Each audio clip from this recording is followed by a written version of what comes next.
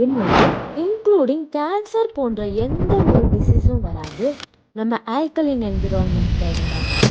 அப்போ ஆல்கலின்னா என்னது பார்த்துடலாம். நம்ம பிஹெச் ஸ்கேல் எடுத்துக்கிட்டா 0 to 6 அசிட்டிக் அமிலத்தன்மை, அதாவது soft drinks, drugs, baked items, junk ஃபுட்ஸ்லாம் வரும். 7 நியூட்ரல் சமநிலை. நம்ம ஃபில்டர் வாட்டர் ட்ரிங்க் பண்ணுறனால நம்ம பாடிக்கு நல்லதும் நடக்காது கெட்டதும் நடக்காது.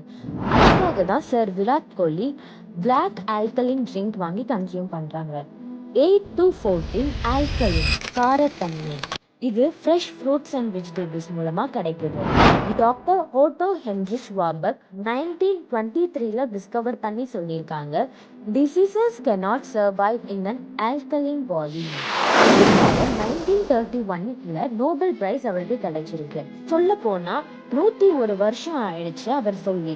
ஆனா முன்ன இருந்ததை விட இப்போதான் டிசீஸ்லாம் ரொம்ப ரொம்ப அதிகமாயிருக்கு. நம்ம எந்த அளவுக்கு என்விரான்மெண்ட்டை ஸ்பாயில் பண்ணி வச்சிருக்கோம்னா, முன்னெல்லாம் சாயில் டெஸ்ட் எடுத்தா பிஹெச் ஸ்கேல் லெவல் வந்து 11 to 12 இருக்கும், சில நேரத்தில் 13 கூட இருக்கும். இப்போலாம் சாயில் டெஸ்ட் எடுத்தா பிஹெச் லெவல் 3 to 4 தான் இருக்கு. இதை உங்கள் ஃப்ரெண்ட்ஸ் அண்ட் ஃபேமிலிக்கு ஷேர் பண்ணி ஒரு அவேர்னஸ் கிரியேட் பண்ணுங்க. ஆல்கலின் ஃபுட் ஐட்டம்ஸ் லிஸ்ட் வேணும்னா ஆல்கலின் கமெண்ட் பண்ணுங்க. நான் உங்கள் டிஎன்பிஎஸ்.